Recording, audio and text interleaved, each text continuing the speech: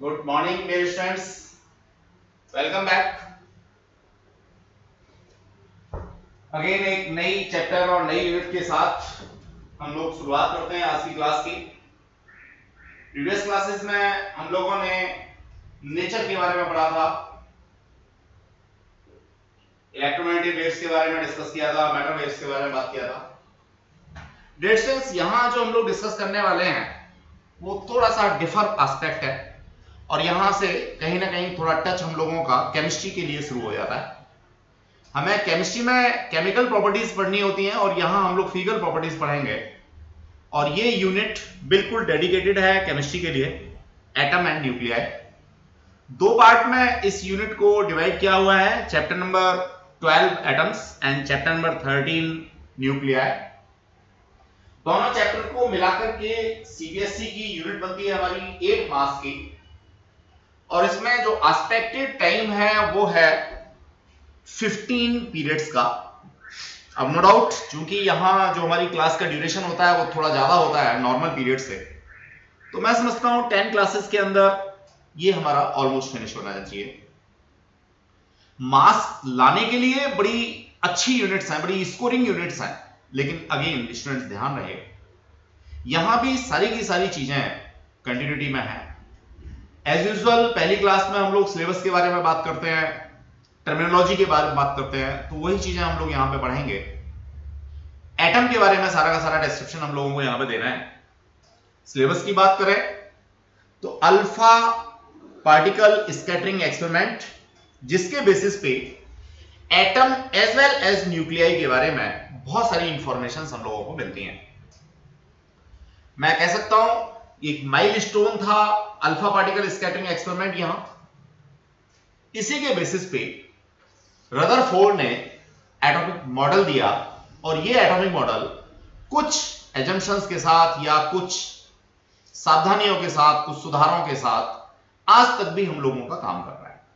Dear students, Rutherford model of atom, Bohr model, दोनों ही हम लोगों को सिलेबस में यहां पढ़ने हैं। जो आज कॉम्प्रिहेंसिवली हम लोग यूज करते हैं वो बोर मॉडल को यूज करते हैं, लेकिन बोर मॉडल भी कहीं ना कहीं जो रदरफोर्ड का मॉडल था उसी में कुछ चेंजेस करके हम लोगों ने यहां तक पहुंचाया। Thereafter we will discuss about energy levels, hydrogen spectrum. Dear students ध्यान रहे, एनर्जी लेवल्स की बात जो हम लोग यहां करेंगे वो भी सिंपलेस्ट एटम हाइड्रोजन के लिए ही करेंगे। स्पेक्ट्रम भी जो हम लोग यहां डिस्कस करेंगे वो हाइड्रोजन का करेंगे। डियर स्टूडेंट्स, बहुत छोटा सा सिलेबस है एटम्स का, अगर आप इसको केयरफुली करेंगे तो 2-3 क्लास में खत्म हो जाएगा। चलिए, एटम फर्स्ट जो पहला मॉडल दिया वो दिया हमारा थॉमसन ने। थॉमसन ने बड़ा सिंपल सा मॉडल दिया कि कोई स्पेसिफाइड रीजन है, कोई स्पेसिफाइड एरिया है या स्पेसिफाइड वॉल्यूम में कहूं, फील्ड कहूं, उसके अंदर पॉजिटिव एंड नेगेटिव एंटिटीज दोनों रहती हैं, यानी प्रोटॉन्स और नेगेटिव यानी इलेक्ट्रॉन्स, दोनों एक ही एंटिटी के अंदर रहते हैं। अब नो डाउट काफी हद तक बात तो ठीक थी कि एक स्मॉल इंटेंसिटी है उसके अंदर, लेकिन ये डिस्ट्रीब्यूशन को यहां पे एक्सप्लेन नहीं कर पाए। इन्होंने बिल्कुल ये नहीं बताया कि कौन कहां रहेगा, सिर्फ इन्होंने एक रीजन को स्पेसिफाई कर दिया कि भैया इसके अंदर पॉजिटिव और नेगेटिव चार्ज दोनों ही रहेंगे, जिसको प्लम पुडिंग मॉडल के नाम से जाना गया। डियर स्टूडेंट्स, कुछ चीजों को इन्होंने एक्सप्लेन भी करने की कोशिश की, जैसे केमिकल रिएक्शंस हैं, रेडियो एक्टिविटी है, डिसइंटीग्रेशन है, उसको नो डाउट इस प्लम पुडिंग मॉडल के ऊपर एक्सप्लेन करने की कोशिश की। लेकिन इन दो चीजों के अलावा बहुत सारी चीजें बच गई जिनको एक्सप्लेन इस मॉडल के ऊपर नहीं किया जा सका। इवन दैट इन्होंने थोड़ा बहुत एक्सप्लेनेशन इलेक्ट्रोमैग्नेटिक रेडिएशंस के लिए भी कहा। इलेक्ट्रोमैग्नेटिक रेडिएशंस के लिए इन्होंने क्या कहा? इलेक्ट्रोमैग्नेटिक रेडिएशंस के लिए कहते हैं कि भाई ये जो स्पेसिफाइड रीजन है जिसके अंदर पॉजिटिव नेगेटिव सारे के सारे चार्ज पार्टिकल्स सिचुएटेड है, वो एक्सटर्नल कुछ डिस्टर्बेंसेस की वजह से, जिसको हमने वर्ड यूज किया है परटर्बेशंस,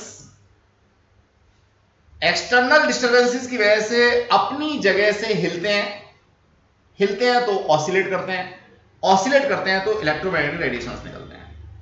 लेकिन डियर स्टूडेंट्स, इनकी फ्रीक्वेंसीज के बारे में, डिफरेंट फाइन स्पेक्ट्रम्स के बारे में ये कुछ नहीं बता पाए। फाइनली हमें कहना पड़ा कि ये मॉडल फेल है। लेकिन फिर भी अर्ली स्टेज में इन्होंने काफी सारी चीजों को एलोबरेट करने की कोशिश की। फेलियर ऑफ थॉमसन मॉडल की बात हम लोग करें, सेवरल स्पेक्ट्रल लाइंस को ये एक्सप्लेन नहीं कर पाए, लार्ज एंगल ऑफ स्कैटरिंग को ये एक्सप्लेन नहीं कर पाए। जब तक अल्फा स्कैटरिंग एक्सपेरिमेंट नहीं हुआ तब तक ये मॉडल चलता भी रहा।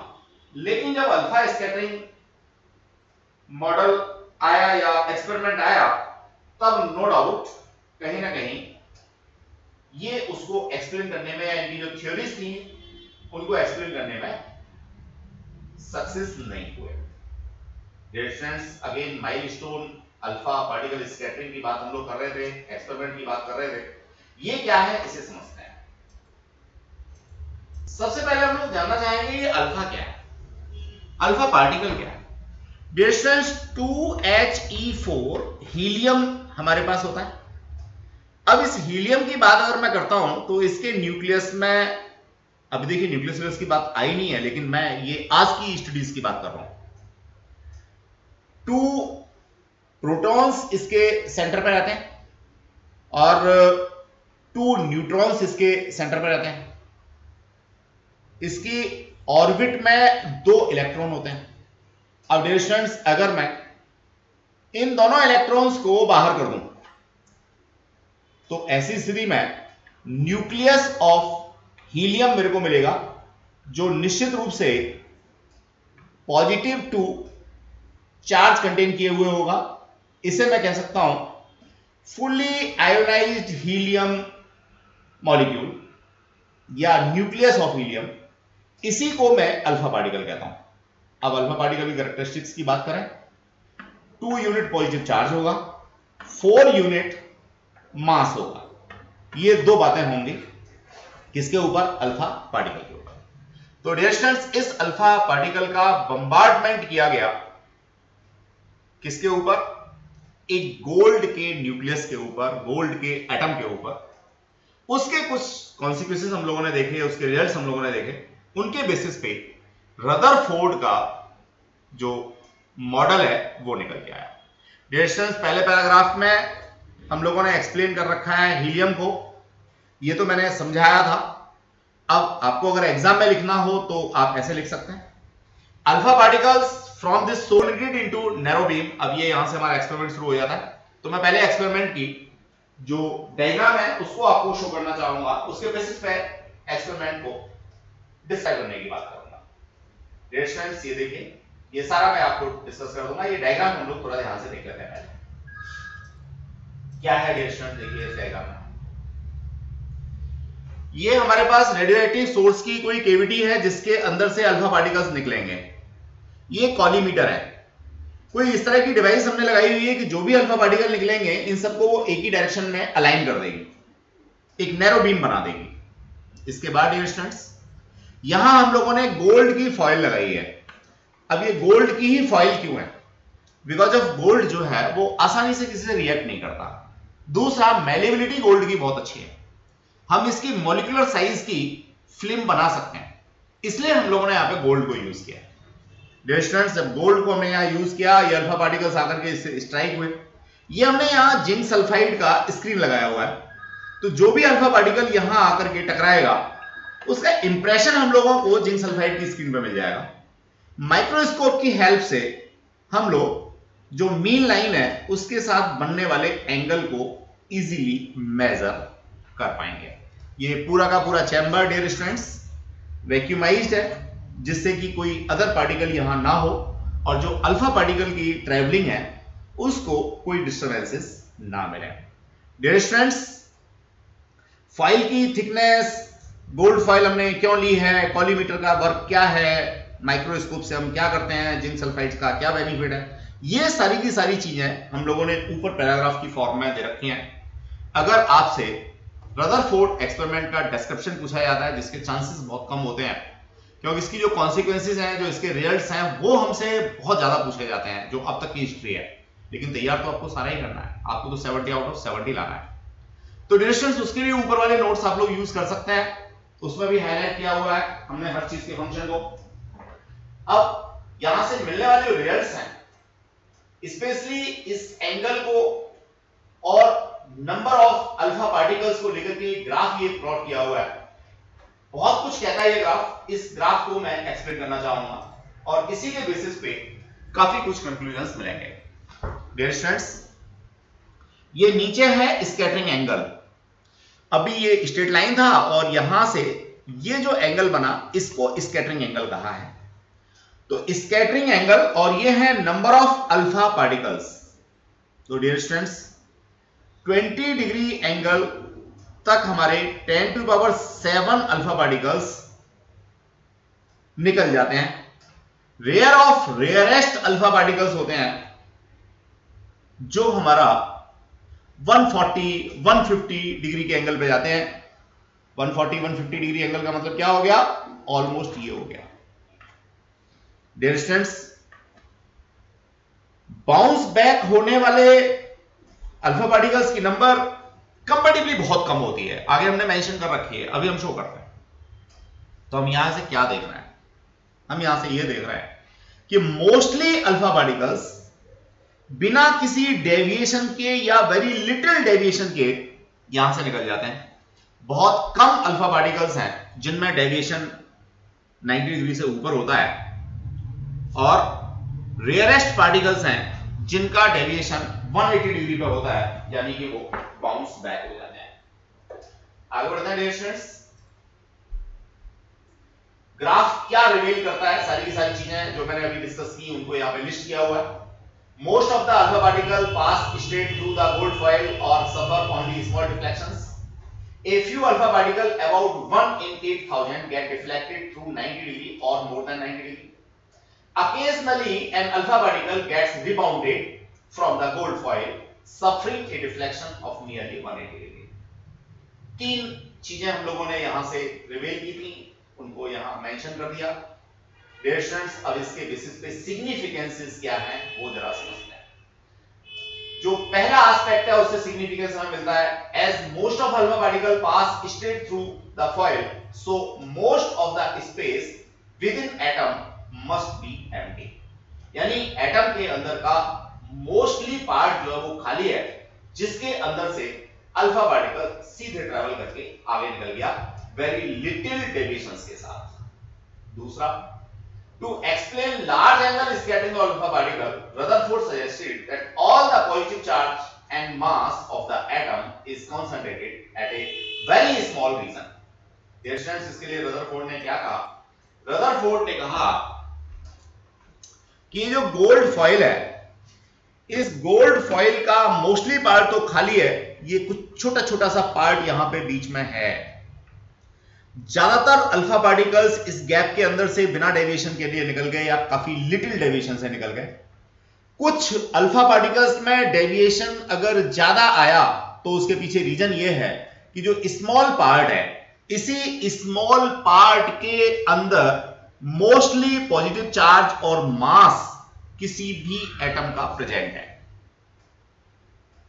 इस स्मॉल पार्ट को जिसके अंदर positive charge as well as mass concentrated है, उसको नाम दिया गया न्यूक्लियस का। डियर स्टूडेंट्स, ये रिवील किया किसने? रदरफोर्ड ने। ये सुझाया किसने? रदरफोर्ड ने। अब हम नेक्स्ट बात करना चाहेंगे। The nucleus is surrounded by A cloud of electrons whose total negative charge equal to total positive charge on the nucleus, so that the atom as a whole is electrically neutral. Dear students, ये जो हमने experiment किया था, इस experiment के basis पे ये third जो कंक्लूजन है बहुत ज्यादा सपोर्टिव नहीं है। चेंज इन मोमेंटम्स को हम लोगों ने देखा, तो चेंज इन मोमेंटम से ये बात तो हमें पता लग गई कि बाहर कहीं ना कहीं नेगेटिव चार्ज है, लेकिन ऐसा पता बिल्कुल नहीं लगा कि पॉजिटिव चार्ज और नेगेटिव चार्ज की नंबर सेम है। ये एक अलग बात है। जो कुछ और एक्सपेरिमेंट्स हम लोगों ने किए उनके बेसिस पे इस चीज को हम लोगों ने समझने की कोशिश की कि पॉजिटिव और नेगेटिव चार्ज जो है वो हमारा कैसा है, बराबर है किसी भी न्यूक्लियस के अंदर। डियर स्टूडेंट्स, माइक्रोस्कोपिक एक डायग्राम यहां देने की कोशिश की है। ये हमने पूरा डॉटेड लाइन से एटम को शो करने की कोशिश की है।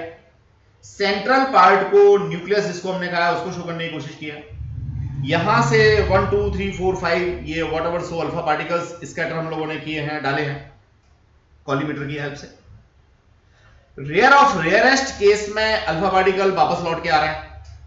बहुत कम अल्फा पार्टिकल है जो मोर देन 90 डिग्री का एंगल लेकर के डिफ्लेक्ट हो रहे हैं। ज्यादातर अल्फा पार्टिकल्स हैं जो लेस देन 90 डिग्री का एंगल लेकर के डिफ्लेक्ट होते हैं।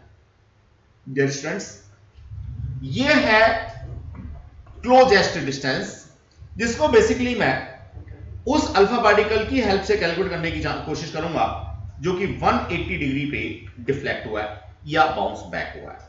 तो exactly R naught is termed as here distance of closest approach. जो डायरेक्ट हिट कर रहा था अल्फा पार्टिकल न्यूक्लियस के सेंटर को, वो कहां तक गया और वहां से आगे नहीं जा पाया, वापस लौट के आ गया। इस डिस्टेंस को मैं कह रहा हूं distance of closest approach. Exactly it can not be termed as size of nucleus. ये साइज ऑफ न्यूक्लियस बिल्कुल नहीं है, लेकिन इसकी हेल्प से हम लोग साइज ऑफ न्यूक्लियस के बारे में कुछ बातें जान सकते हैं। डिस्टेंस ऑफ क्लोजेस्ट अप्रोच को निकालने के लिए क्या हम लोगों ने फंडा यूज किया वो जरा हम देखते हैं। डायग्राम वही है, बस सेंट्रल लाइन को यहां पे कंसीडर किया।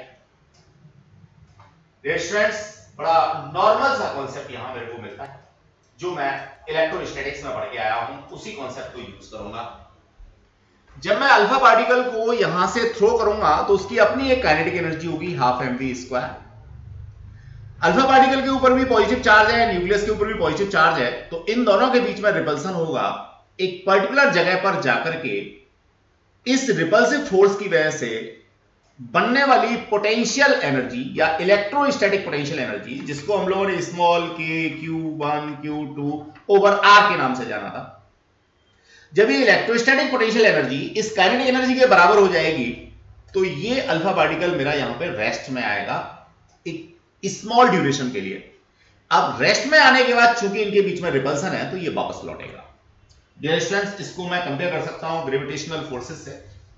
देखिए, मेरे पास कोई भी ऑब्जेक्ट है, अगर इस ऑब्जेक्ट को मैं वर्टिकली अपर डायरेक्शन में थ्रो करता हूं तो ऑब्वियसली जो मैंने हाथ से इसको काइनेटिक एनर्जी प्रोवाइड की थी, वो काइनेटिक एनर्जी जहां इसकी ग्रेविटेशनल पोटेंशियल एनर्जी के बराबर हो जाती है, ये वहां रुकता है। कितनी देर के लिए? एक स्मॉल ड्यूरेशन के लिए। इसके बाद ये फिर नीचे आना शुरू होता है। क्यों आता है? क्योंकि फोर्स ऑफ अट्रैक्शन है। यहां फोर्स ऑफ रिपल्सन है, इसलिए वापस आता है। यहां वर्टिकल का कोई कॉन्सेप्ट नहीं है, ग्रेविटेशन का कोई कॉन्सेप्ट नहीं है, यहां इलेक्ट्रोस्टैटिक पोटेंशियल एनर्जी का कॉन्सेप्ट है, एज वेल एज जो हम लोगों ने इस अल्फा पार्टिकल को काइनेटिक एनर्जी यहां से प्रोवाइड की है उसका कॉन्सेप्ट है। तो डियर स्टूडेंट्स, इस फॉर्मूले को मैं इस पर्टिकुलर केस के लिए लगाता हूं तो दैट इज स्मॉल k, ये मानते हुए कि चारों तरफ वैक्यूम है।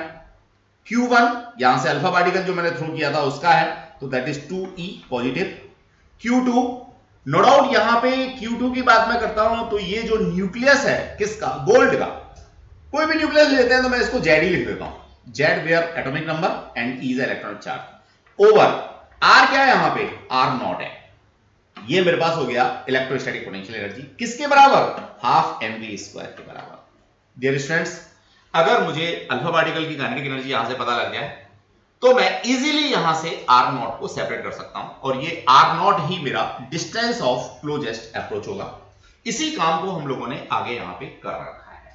मैं फिर दोबारा से बताना चाहूंगा, where Z is the atomic number of this nucleus. Gold का है तो मैं गोल्ड का डालूंगा, सिल्वर का है तो सिल्वर का डालूंगा, चूंकि रदरफोर्ड ने गोल्ड लिया था तो गोल्ड का ही डालूंगा। E इलेक्ट्रॉनिक चार्ज है, दैट इज 1.6 × 10⁻⁻19। ये 2e पॉजिटिव चार्ज है, किसका? जो अल्फा पार्टिकल हम लोगों ने यहां से थ्रो किया है, पहले ही बता चुका हूं। k क्या है? ये k है एग्जैक्टली 1/4πε0, जिसकी वैल्यू आप लोग जानते हो, फर्स्ट यूनिट से पढ़ के आए हो। ये मानते हुए कि इसके सराउंडिंग में वैक्यूम है। अगर हम इसको मीडियम ट्रीट करते हैं तो ऑब्वियसली कुछ ना कुछ इसकी वैल्यू चेंज होगी। 12 mv² काइनेटिक एनर्जी है जो इस अल्फा पार्टिकल को हम लोगों ने प्रोवाइड किया है। Dear student, that is the concept.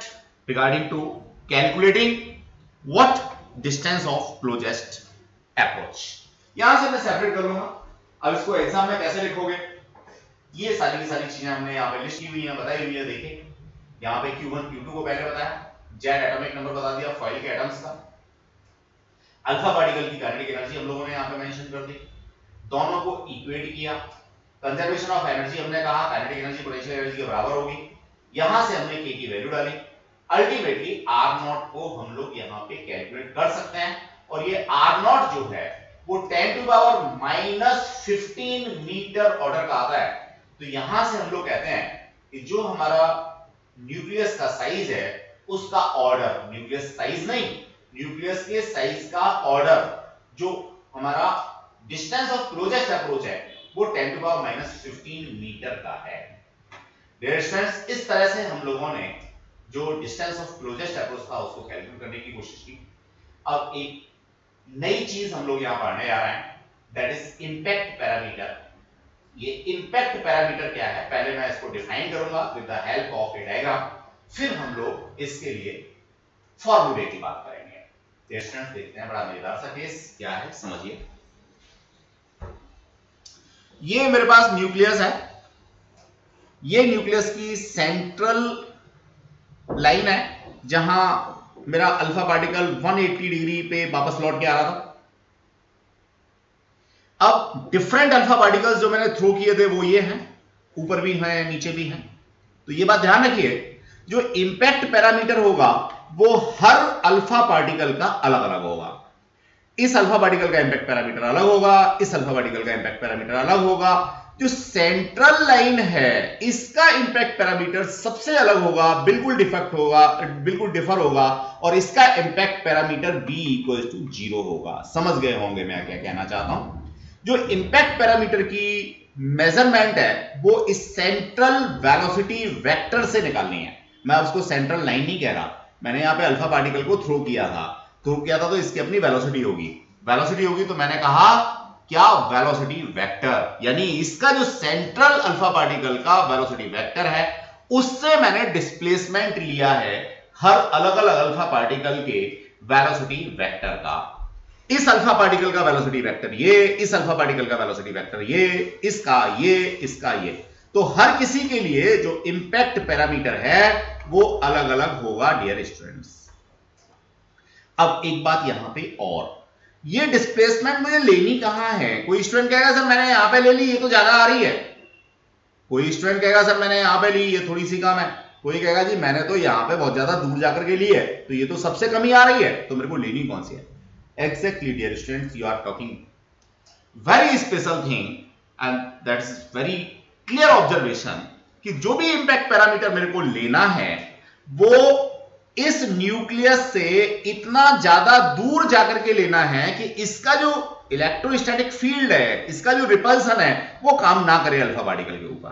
तो नो डाउट मैं इस डायग्राम को और एक्सटेंड करता हूं और न्यूक्लियस से काफी दूर जाकर के दो वेलोसिटी वेक्टर्स, जिनमें से एक वेलोसिटी वेक्टर है सेंट्रल अल्फा पार्टिकल का जो 180 डिग्री से रिबाउंड हुआ है, और दूसरा कोई भी अल्फा पार्टिकल मैंने कंसीडर किया है उसका वेलोसिटी वेक्टर है। इन दोनों के बीच का क्या लिया हुआ है, डिस्प्लेसमेंट लिया हुआ है। कहां लिया हुआ है, इस न्यूक्लियस से काफी दूर, जहां पे कि इलेक्ट्रोस्टैटिक रिपल्सिव फोर्स काम ना करे।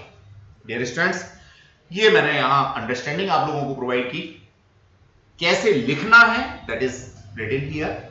मैं डिक्टेट कर देता हूं, आप अपने आप से लिख लीजिए, अपनी लैंग्वेज में लिखिए, हाईलाइट भी करने के लिए चीजें मैंने दे रखी है। The impact parameter is defined as the perpendicular distance of the velocity vector of a alpha particle from the centre of the nucleus. अब इसमें भी थोड़ा अच्छा रहेगा, आप कहेंगे velocity vector of central alpha particle which rebounds या which get deflected by 180 degree.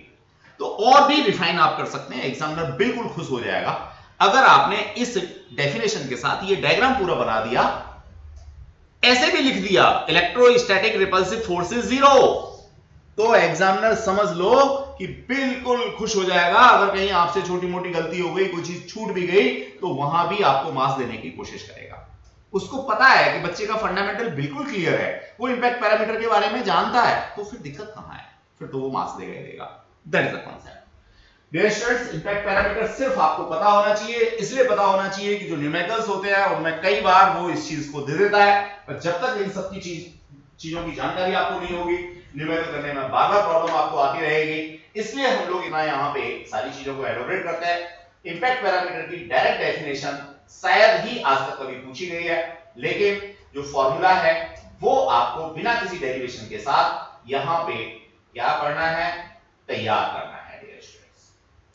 देखिए impact parameter B equals to 1/4 pi Z E square, where Z is the atomic number of nucleus, जो भी हम यहाँ यूज कर रहे हैं, gold का यूज कर रहे थे। K here kinetic energy, cot theta by 2, cot हमारा trigonometrical रेशियो है, थीटा ये एंगल ऑफ डिफ्लेक्शन है। हर किसी अल्फा पार्टिकल के लिए अलग अलग होगा। तो डियर स्टूडेंट्स, इस फॉर्मूले की हेल्प से आप लोग कैलकुलेशन दे सकते हैं। ये चीजें थी जो अल्फा स्कैटरिंग एक्सपेरिमेंट से हम लोगों को पता लगी। अब जहां तक साइज ऑफ न्यूक्लियस की बात है, तो जो भी हमारा डिस्टेंस ऑफ क्लोजेस्ट अप्रोच आया था, उसका अप्रोक्सीमेटली 10% साइज ऑफ न्यूक्लियस या रेडियस ऑफ न्यूक्लियस की बात हम लोग करते हैं।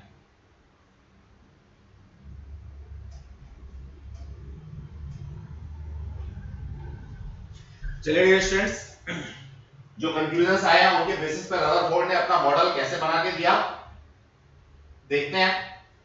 इसकी लिमिटेशंस के बारे में पढ़ते हैं। The atom consist of a small and massive central core which is positively charged, जिसको हमने न्यूक्लियस कहा। पहला कंक्लूजन। दूसरा conclusion, the size of nucleus is around 10 to the power minus 15 meter order.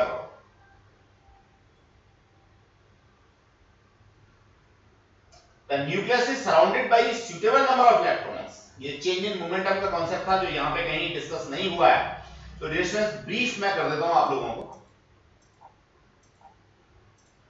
हुआ ये कि जब स्कैटरिंग एक्सपेरिमेंट को कैरी ऑन किया गया, तो यहां जो डिफ्लेक्शन होना चाहिए था, चेंज इन मोमेंटम जो हम लोगों ने कैलकुलेट किया, वो उतना नहीं था जितना कि विदाउट नेगेटिव चार्ज प्रेजेंस होना चाहिए था। अब no doubt change in momentum कुछ फर्क आ रहा था, तो कंक्लूड किया गया कि यहां पे कहीं नेगेटिव चार्ज है जो इस अल्फा पार्टिकल को अट्रैक्ट करता है, जिसकी वजह से जो चेंज इन मोमेंटम है वो उतने प्रॉपर हम लोगों को एक्सपेरिमेंटली नहीं मिल पा रहे जितने कि मैथमेटिकल कैलकुलेशन से मिलते हैं।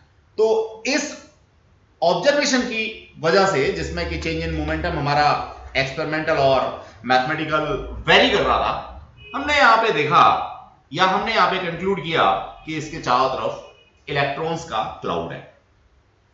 डिस्टेंस थर्ड पॉइंट में यही दिया हुआ है, साथ में यह भी बताया हुआ है कि जितना पॉजिटिव चार्ज सेंटर पे होगा उतने ही इलेक्ट्रॉन्स इसके चारों तरफ होंगे। यानी जो न्यूक्लियस है वो उतना ही पॉजिटिव चार्ज कंटेन करता है जितना कि उसके चारों तरफ इलेक्ट्रॉन्स का नेगेटिव चार्ज होता है। As a whole atom electrically neutral होता है। The electrons revolve around the nucleus in various orbits such as planet revolves around the sun. Rutherford compared this model with planetary system. सन के चारों तरफ जैसे बाकी के प्लैनेट्स रिवॉल्व करते हैं, वैसे ही उसने कहा इलेक्ट्रॉन्स जो हैं वो भी रिवॉल्व करते हैं न्यूक्लियस के चारों तरफ। Centripetal force required for their revolution is provided by the electrostatic attractive force. आपको पता है जब भी कोई बॉडी किसी दूसरी बॉडी के चारों तरफ चक्कर लगाती है तो सेंटीपिटल और सेंटीफ्यूगल फोर्स दोनों की ही जरूरत होती है। अब सेंटीपिटल फोर्स यहां पर जो इलेक्ट्रोस्टैटिक अट्रैक्टिव फोर्स है इलेक्ट्रॉन और न्यूक्लियस के बीच में वो प्रोवाइड करता है, और सेंटीफ्यूगल फोर्स तो वेलोसिटी की वजह से mv² होगा ही। डियर स्टूडेंट्स, अब लिमिटेशंस की बात कर रहे हैं रदरफोर्ड की। अगर हम माइन्यूटली ऑब्जर्व नहीं करते इन चारों ऑब्जर्वेशंस को, इन चारों कंक्लूजंस को, तो हमें कहीं भी लगता नहीं है कि रदरफोर्ड ने कुछ गलती भी की। लेकिन हुआ ये कि जब रदरफोर्ड के मॉडल को लेकर के डिफरेंट स्पेक्ट्रल लाइंस की बात की गई, स्टेबिलिटी ऑफ एटम की बात की गई, तो कहीं ना कहीं ये फंस गए। इन्होंने एक्सप्लेनेशन में ऐसा कहा कि जो इलेक्ट्रॉन्स हैं वो कंटिन्यूअसली एनर्जी एमिट कर रहे हैं, जिसकी वजह से स्पेक्ट्रल लाइंस मिलती हैं, रेडिएशंस मिलते हैं एटम से। अब डियर स्टूडेंट्स, इसी सेंटेंस को लेके वो फंस गए कि अगर कंटिन्यूअसली इलेक्ट्रॉन्स यहां पे एनर्जी रेडिएट कर रहे हैं तो कहीं ना कहीं उनका रेडियस छोटा होता जाएगा और वो न्यूक्लियस के अंदर फॉल कर जाएंगे। जब न्यूक्लियस के अंदर फॉल कर जाएंगे तो एटम का जो अस्तित्व है वो खत्म हो जाएगा, एटम ही खत्म हो जाएगा। यहां वो एक तरीके से सही एक्सप्लेनेशन नहीं दे पाए और यही है उनका ड्रॉबैक। हमने इस चीज को मेंशन किया यहां। An electron revolving around the nucleus is under continuous acceleration towards the center. It should lose energy. Finally, it will collapse. That is the drawback of Rutherford atomic model. तो dear students, इसके basis पे ये stability को explain नहीं कर पाए। As the electrons spiral inward, the angular velocities and frequencies would change continuously, and so the frequency of emitted light will also change. They would emit a continuous spectrum instead of actually observed line spectrum. Dear students, जब हम लोग किसी भी atom से निकलने वाले spectrum को study करते हैं तो वो कंटिन्यूअस नहीं होता, उसमें बीच बीच में गैप होते हैं। पर्टिकुलर कुछ वेवलेंथ निकलती हैं, फिर गैप होता है, फिर निकलती हैं, फिर गैप होता है। लेकिन अगर मैं रदरफोर्ड के मॉडल को देखता हूं तो ये कंटिन्यूअसली एनर्जी रेडिएट कर रहा है, तो इसमें कंटिन्यूअस स्पेक्ट्रम होना चाहिए था, जबकि बिहेवियर में कंटिन्यूअस स्पेक्ट्रम मिलता नहीं, लाइंस की या बैंड की फॉर्म में स्पेक्ट्रम मिलता है। तो इस चीज को ये एक्सप्लेन नहीं कर पाए। तो डियर स्टूडेंट्स, इस तरह से हम लोगों ने रदरफोर्ड के बारे में डिस्कस किया, रदरफोर्ड के एटॉमिक मॉडल के बारे में डिस्कस किया, इसके फेलियर की बात की। आई होप सो ये सारी बातें आपने एंजॉय की। एज यूजुअल एक छोटा सा न्यूमेरिकल हम लोग यहाँ पे अभी देखते हैं, तो हमें ये पता लगेगा कि हमने क्या पढ़ा, हमें कितना समझ में आ गया। कैलकुलेशन पार्ट थोड़ा स्ट्रॉन्ग होना चाहिए, क्योंकि यहाँ छोटी छोटी सी कैलकुलेशन 10⁻31 -19 वाली आने वाली है। तो वहां अगर मिस्टेक हुई तो आपको पता ही है, रिजल्ट से थोड़े से गड़बड़ आते हैं। एग्जांपल नंबर 1 देखिए क्या कहता है। इन ए गाइगर मार्शल एक्सपेरिमेंट। अब हमने नहीं पढ़ा, हमारे सिलेबस में भी नहीं है, लेकिन एनसीईआरटी का क्वेश्चन है, कोई भी क्वेश्चन होगा वो निश्चित रूप से इसको एलोबरेट भी करेगा। तो इस वर्ड को देख करके आपको हिप्नोटाइज नहीं होना, आपको किसी भी एग्जामिनेशन में सबसे पहले अपने ऊपर फेथ रखना है, अपने टीचर के ऊपर फेथ रखना है कि मेरे टीचर ने मुझे सब कुछ पढ़ाया हुआ है, मैंने सब कुछ पढ़ा हुआ है, तो निश्चित सी बात है आप पूरा पेपर सॉल्व कर पाओगे। और अगर आपका फेथ नहीं है, आप अपने टीचर में विश्वास नहीं करते हो, आप अपने अंदर विश्वास नहीं करते हो, तो आप तो पहला ये जो वर्ड है इसी को देख करके परेशान हो जाओगे कि ये तो आज तक मैंने पढ़ा ही नहीं। डियर स्टूडेंट, नो डाउट आपने अगर ये क्वेश्चन किया होता तो आपको ये प्रॉब्लम नहीं होती, नहीं किया होता तब भी प्रॉब्लम नहीं होनी चाहिए। आपको फेथ रखना चाहिए, आगे क्वेश्चन को पढ़ना चाहिए। What is the distance of closest approach? यहां से कुछ बात समझ में आने लगी कि मेरे को R0 की बात करनी है, R0 मेरे को निकालना है। Nucleus of 7.7 million electron volt alpha particle. इसका मतलब क्या है डियर स्टूडेंट्स? ये एनर्जी दे रखी है अल्फा पार्टिकल की, that is half mv², that is kinetic energy equals to 7.7 million electron volt. अब यहां जरा देखना है डियर स्टूडेंट्स, 7.7 तो ठीक है, मिलियन बोले तो 10⁻6 एक्जैक्टली, दैट इज नॉट मिली। अगर वो गलती से यहां पे स्मॉल m लिखता तो मिली था, 10⁻³ डालना था, ये कैपिटल M है तो 10⁻6 डालना है। इलेक्ट्रॉन वोल्ट इसको जूल में कन्वर्ट करोगे तो 1.6 इंटू 10⁻19 जूल। डियर स्टूडेंट्स, ये काइनेटिक एनर्जी आपको SI यूनिट सिस्टम में कन्वर्ट करनी ही चाहिए। before it comes momentarily at rest reverse to its direction. Dear students, 180 degree का डेविएशन तो उसने कह दिया। अल्फा पार्टिकल कहा है, चलो दो इलेक्ट्रॉनिक चार्ज, इसका हमें समझ में भी आ गया कि अल्फा पार्टिकल के ऊपर जो चार्ज होगा Q1 वो 2 इलेक्ट्रॉन के बराबर होगा। लेकिन अब जो नेक्स्ट बात क्या थी? फॉर्मूला अगर आपको याद आ गया हो तो kinetic energy equals to potential energy equals to small k Q1 Q2 over R0 equals to small k Q1 यहां पे था 2E के बराबर, याद करो ना, ZE के बराबर, और ये R0। अब ये Z अटक गया। डियर स्टूडेंट्स, ये Z देखिए रदरफोर्ड का एक्सपेरिमेंट है, या मैं कहता हूं सॉरी अल्फा स्कैटरिंग एक्सपेरिमेंट है। रदरफोर्ड ने तो उसको कंक्लूड किया है, तो किसी ने तो किया होगा अल्फा स्कैटरिंग एक्सपेरिमेंट, वो किया था गाइगर एंड मार्सटन ने। तो ये नाम आए या न आए, आपको क्लोजेस्ट अप्रोच का केस जब भी मिलता है तो जेड आपको 79 ही यूज करना है, जो कि गोल्ड के लिए होता है। बस मैं ये समझाना चाहता था। इस क्वेश्चन को यहां डालने का पर्पज भी सिर्फ ये था कि जो चीज मैंने ऊपर नोट्स में नहीं दी, जिस चीज को मैंने एक्सप्लेन नहीं किया, किसी बुक में भी नहीं मिलती, वो एनसीईआरटी के इस क्वेश्चन से मुझे मिल जाती है कि ये जो अल्फा स्कैटरिंग एक्सपेरिमेंट था, that was the carried out by Geiger and Marston. That is the concept, dear students. अब तो कुछ बचता ही नहीं है इसमें। मैंने यहाँ यूनिट कैलिब्रेशन भी आपको बता दिया, जेड के बारे में बात भी बता दी, सारे पैरामीटर्स को डालो, कैलकुलेशन सही से करो, आंसर आपके पास होगा और सही होगा। ये देखते हैं, सारी की सारी चीजें हमने यहाँ डाली और ये डिस्टेंस हम लोगों की 30 फरमी के आसपास आ गई। इस तरह से हम लोग यहाँ इस चीज को मेंशन करके बता सकते हैं। डियर स्टूडेंट्स, नेक्स्ट एक क्वेश्चन हम लोग और छोटा सा देख लेते हैं, बाकी फिर क्लास को ओवर करेंगे। लंबा देखने में लग रहा है क्योंकि ये जो नोट्स हैं वो ई नोट्स हैं। आप मोबाइल पे इनको 5 घंटे भी लगातार पढ़ोगे तो आपके आईज में स्ट्रेस नहीं आएगा, it's our guarantee. Scientifically logically सारे नोट्स आपको बना के दिए गए हैं। प्रिंट आउट के लिए इसका जो वर्जन है वो बिल्कुल फर्क है।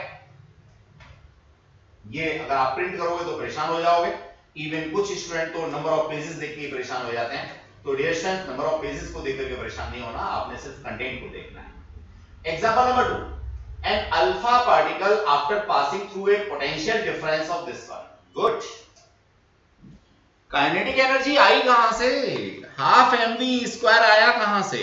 नो डाउट अल्फा पार्टिकल के दोनों तरफ क्या लगाया? पोटेंशियल डिफरेंस लगाया।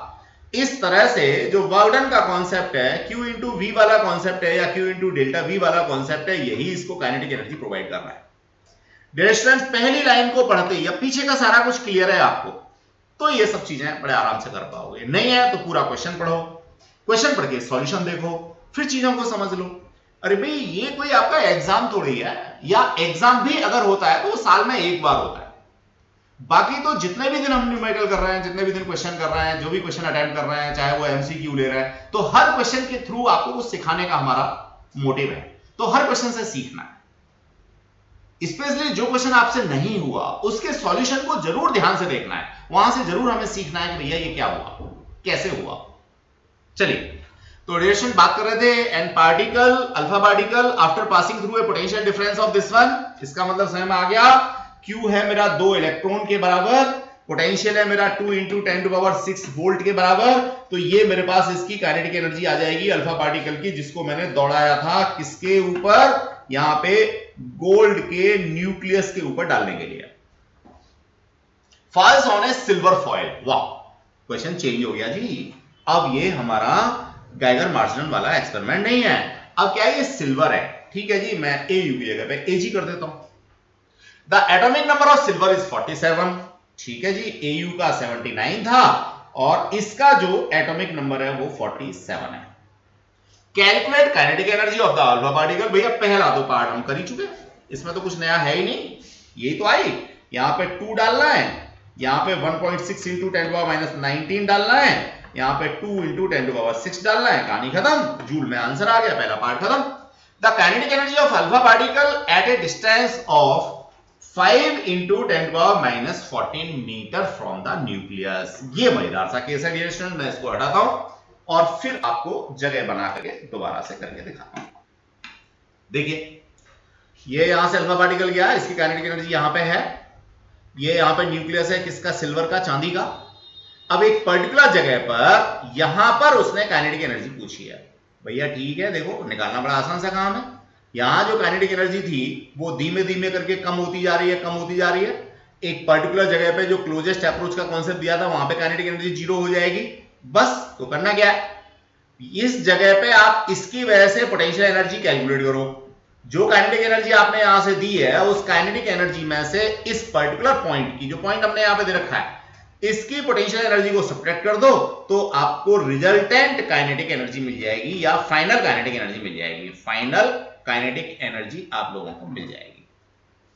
अरे भैया कोई मुश्किल बात थोड़ी ना हो गई, ऐसे क्यों परेशान हो रहे हो। देखो आपने नीचे से इस बॉडी को थ्रो किया, जिस समय थ्रो किया उस समय आपके पास इसकी काइनेटिक एनर्जी है, बिल्कुल ठीक है। हाईएस्ट पॉइंट पे जाके इसकी काइनेटिक एनर्जी जीरो है, बिल्कुल ठीक है।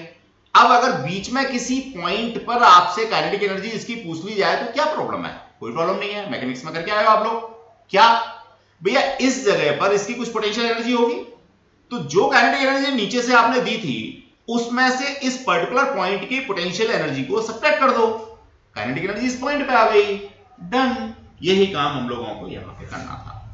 Third one, the shortest distance from the nucleus of silver to which alpha particle reach. कहने का मतलब आर नॉट निकालना है, इसके लिए तो कोई भी निकाल देगा।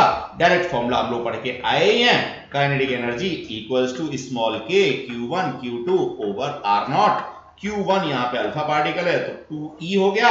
Q2 की बात करोगे बच्चों तो ये हो गया आपका सिल्वर का कितना था, 47 था Z और इंटू E 47E। ये आपके पास में Q1 Q2 की वैल्यू हो गई। बाकी सारी वैल्यूज डालो, आंसर निकाल दो। सॉल्व कैसे करोगे ये यहां पे आगे दे रखा है, हम भी आपको शो कर देते हैं। देखिए सबसे पहले चार्ज ऑन अल्फा पार्टिकल हमने लिखा, फिर पोटेंशियल डिफरेंस लिखा जिससे एक्सीलरेट किया है। Kinetic energy Q into V के बराबर हम लोगों ने कैलकुलेट करके दे दी। डिस्टेंस ध्यान रहे यहां पे, अच्छा मिलियन इलेक्ट्रॉन वाला कौन सा था, अच्छा इसमें नहीं था, दूसरे वाले क्वेश्चन में था, सॉरी। चलिए तो radiation charge on silver nucleus हम लोगों ने निकाल दिया 47e के बराबर। फिर हम लोगों ने यहां से ये कैलकुलेट किया, वैल्यू डाली, काइनेटिक एनर्जी में से पोटेंशियल एनर्जी को सब्ट्रैक्ट किया तो ये हमारे पास नेट काइनेटिक एनर्जी आ गई। डिस्टेंस ऑफ क्लोजेस्ट अप्रोच की बात की तो डायरेक्ट फॉर्मूला हम लोगों ने डाल दिया, हम बार-बार डेराइव कर रहे हैं, यहां पे हमने डायरेक्ट फॉर्मूला डाला हुआ है। इस तरीके से ये सारा का सारा कांसेप्ट हो गया। तो डियर स्टूडेंट्स आज की क्लास में आप लोगों को असाइनमेंट के लिए जो ऊपर कुछ क्वेश्चंस थे वही करने हैं और बाकी इन सारे कॉन्सेप्ट को क्लियर करना है। जब तक ये सारे कॉन्सेप्ट क्लियर नहीं होंगे आगे पढ़ना एक तरीके से बेईमानी होगी, नाइंसाफी होगी, फिर आपको रोड मेमोरी में जाना पड़ेगा। जिन स्टूडेंट्स ने पीछे की फिजिक्स को बहुत अच्छे से नहीं किया, अप टू एसी अच्छे से नहीं किया, उनको मैं ये कहूंगा ऑप्टिक्स ऑनवर्ड वो बहुत अच्छे से अगर कर लेते हैं तब भी उनको ठीक ठाक मार्क्स मिल सकते हैं।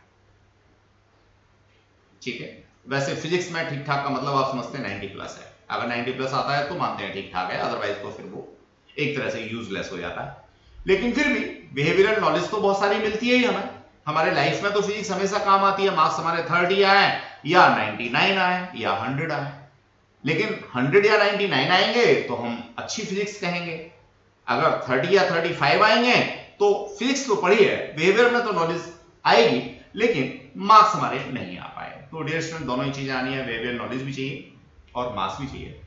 Thanks a lot. आज की क्लास में इतना ही करते हैं, बाकी की बात हम लोग नेक्स्ट क्लास में